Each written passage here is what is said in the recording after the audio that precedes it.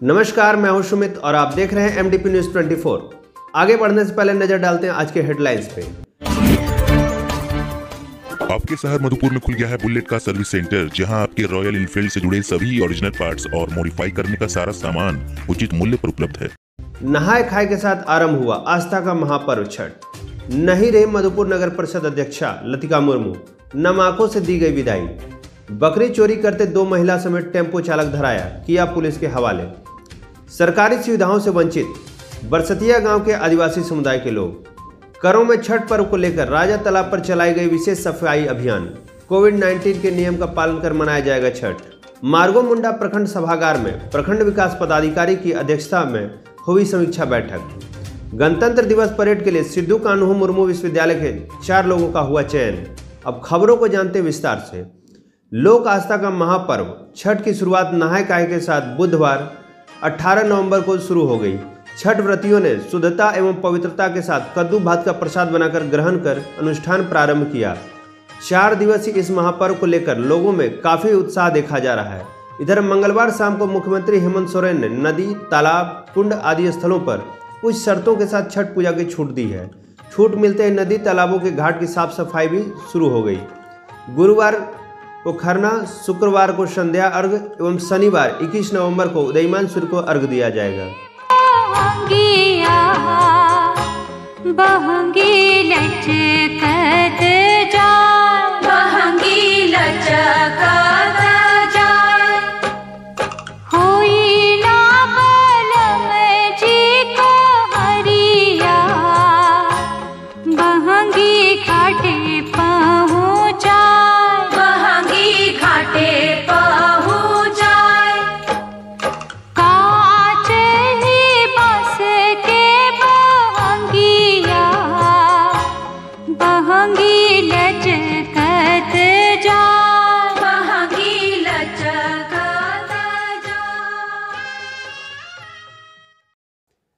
आज तड़के जैसे यह खबर चारों ओर फैली कि मधुपुर नगर परिषद की अध्यक्षा 72 वर्षीय लतिका मुर्मू अब हमारे बीच नहीं रही, पूरे मधुपुर में शोक की एक लहर दौड़ गई।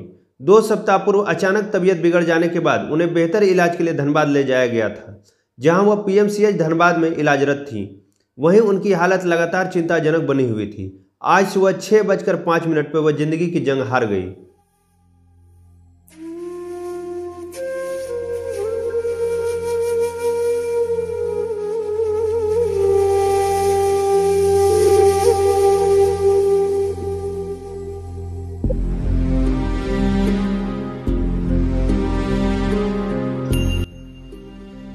दोपहर लगभग 12 बजे के करीब उनका पार्थिव शरीर धनबाद से मधुपुर लाया गया।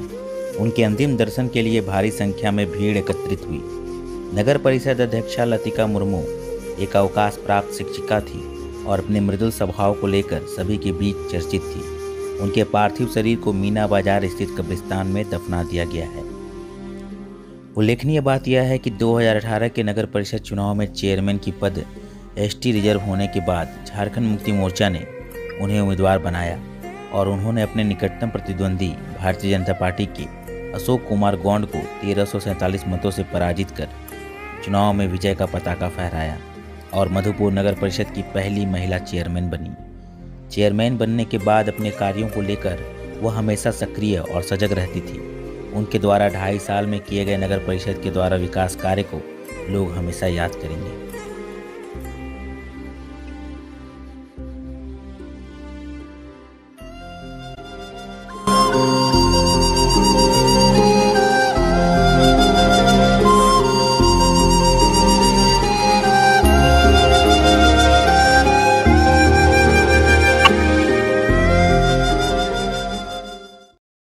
मधुपुर के गड़िया पंचायत भवन के पास बीते मंगलवार की शाम स्थानीय लोगों ने 2 महिला समेत एक टेम्पो चालक को बकरी चोरी करते हुए रंगे हाथ पकड़कर मधुपुर पुलिस के हवाले कर दिया।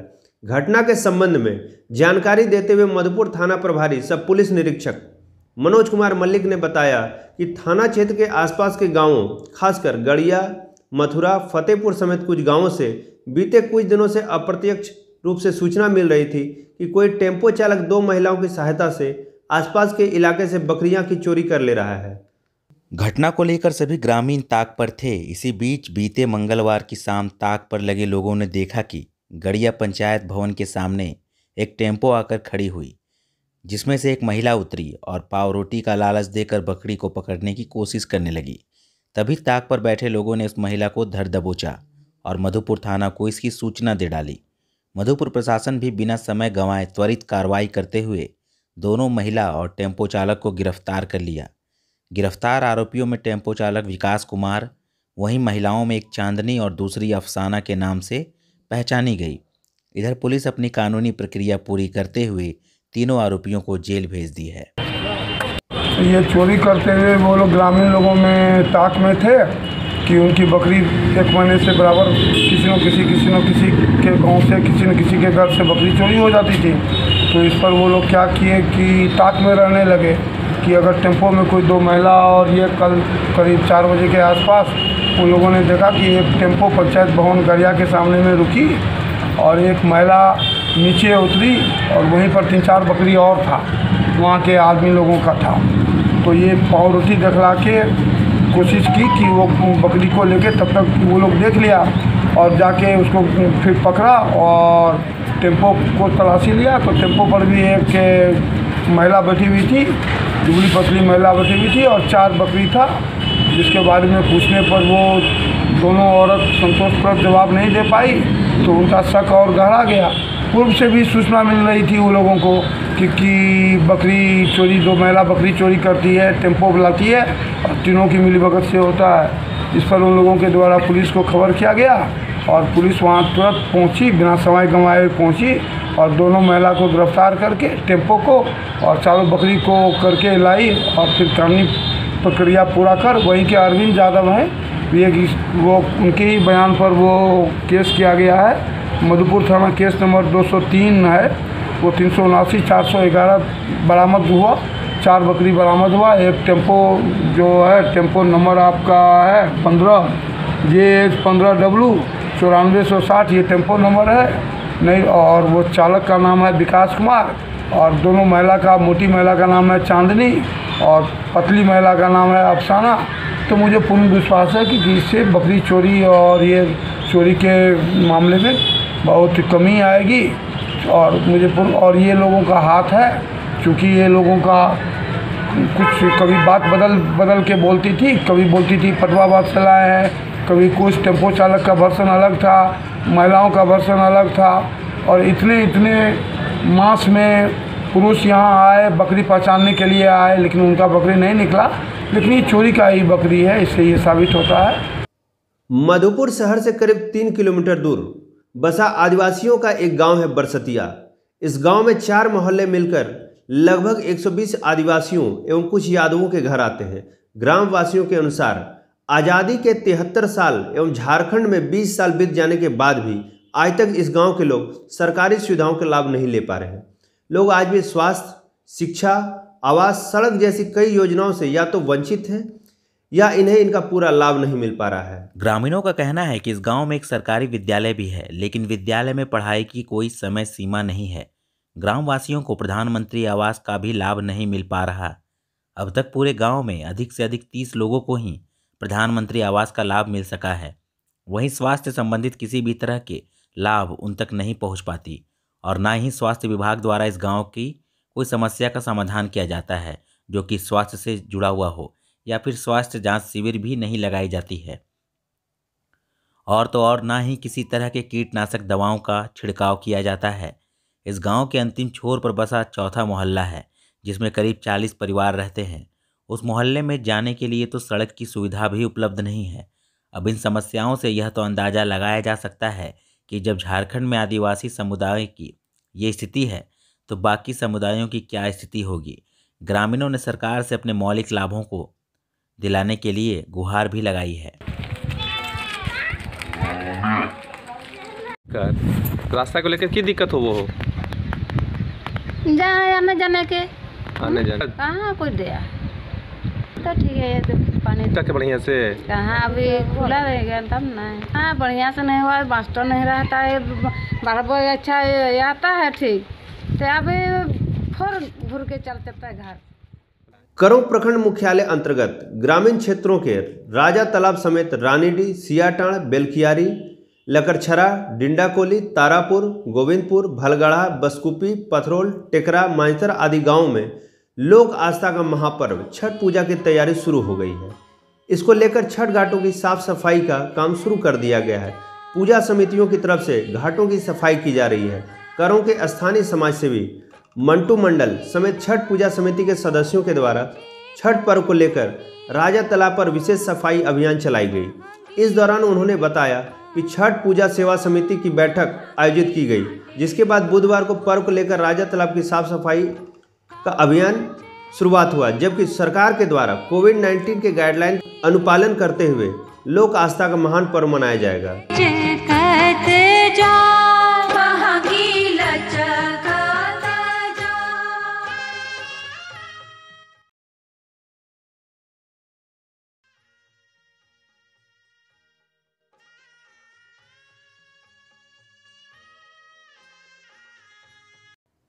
प्रखंड सभागार में बीडीओ संतोष कुमार चौधरी की अध्यक्षता में साप्ताहिक समीक्षा बैठक आयोजित की गई। उक्त बैठक में बीपीओ सुनील मुर्मू, कनीय अभियंता, पंचायत सेवक, रोजगार सेवक तथा प्रखंड कर्मी शामिल हुए। मौके पर बीडीओ ने बताया कि पंचायत के अंतर्गत संचालित योजनाओं को अतिशीघ्र पूर्ण करने का निर्देश दिया और कहा कि मजदूरों को ससमय मजदूरी उपलब्ध कराने की जिम्मेदारी प्रशासन की है, और यह भी कहा कि पंचायत में चल रहे प्रधानमंत्री आवास निर्माण कार्य को यथाशीघ्र पूर्ण कराने की जिम्मेवारी पंचायत कर्मी की है।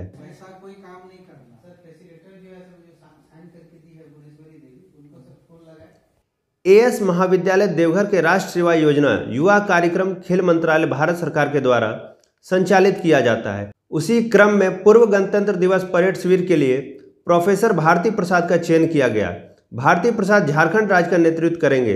सिद्धू कान्हू मुर्मू विश्वविद्यालय दुमका से 4 लोगों का चयन किया गया है, जिसमें एएस महाविद्यालय देवघर से पल्लवी भारती और विवेक कुमार का एवं गोड्डा महिला महाविद्यालय से श्रेया आनंद, शिकारीपाड़ा कॉलेज से विश्वनाथ सोरेन का चयन किया गया है। 25 नवंबर से 4 दिसंबर तक डॉक्टर भीमराव अंबेडकर विश्वविद्यालय खंडारी परिसर आगरा उत्तर प्रदेश में आयोजित होना है, जहां सेंट्रल जोन के 6 राज्यों के स्वयंसेवक हिस्सा लेंगे।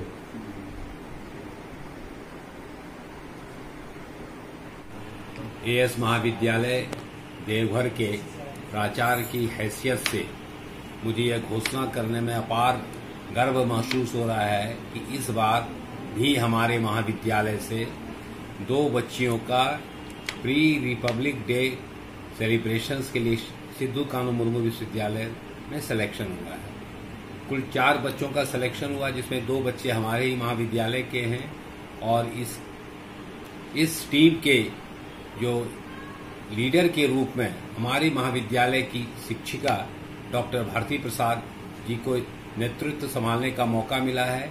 ये सभी बच्चे यहाँ से पहले रांची जाएंगे, रांची से फिर बनारस जाएंगे और बनारस से ये आगरा जाएंगे, जहाँ की इनका जो ट्रेनिंग होगा और इनका सिलेक्शन रिपब्लिक डे गणतंत्र दिवस के उपलक्ष्य में होने वाली परेड के लिए इनका होगा। मैं सभी के लिए शुभकामना करता हूँ, मांगता हूँ कि इनका भी सिलेक्शन जो है फाइनल रिपब्लिक डे के परेड के दिन इनका सिलेक्शन हो। एएस महाविद्यालय के लिए बड़े हर्ष की बात है कि पूर्व गणतंत्र दिवस परेड में शामिल होने के लिए हमारे महाविद्यालय के 2 छात्र पल्लवी और विवेक का चयन हुआ है। हर वर्ष की भांति मुझे लगता है कि इस वर्ष भी हमारे बच्चे राजपथ पर अवश्य पूर्व गणतंत्र दिवस परेड में अपना जलवा दिखाएंगे। झारखंड राज्य के विभिन्न विश्वविद्यालयों से करीब 15 लड़के और 15 लड़कियों का चयन हुआ है, जिसके दल नायक के रूप में मुझे और हजारीबाग के प्रोफेसर खेमलाल का चयन किया गया है। राष्ट्रीय सेवा योजना इकाई की ओर से पूर्व गणतंत्र दिवस परेड शिविर में एक वॉलंटियर लड़का और एक लड़की का चयन किया गया है। साथ ही साथ बताते हुए मुझे बहुत हर्ष हो रहा है कि एएस महाविद्यालय में प्रथम बार एक शिक्षिका प्रोफेसर भारती मैम का झारखंड का नेतृत्व करेंगे। जो शिविर ये आगरा में आयोजित किया गया है डॉक्टर भीमराव अंबेडकर यूनिवर्सिटी में, जो 25 नवंबर से लेकर 4 दिसंबर तक चलेगा, जिसमें परेड और सांस्कृतिक कार्यक्रम के आधार पर इन लोगों का गणतंत्र दिवस परेड शिविर के लिए चयन किया जाएगा। और राजपथ पर चलने का गौरव। आज के लिए इतना ही, दीजिए मुझे इजाजत, फिर मिलेंगे नई खबरों के साथ, तब तक के लिए नमस्कार।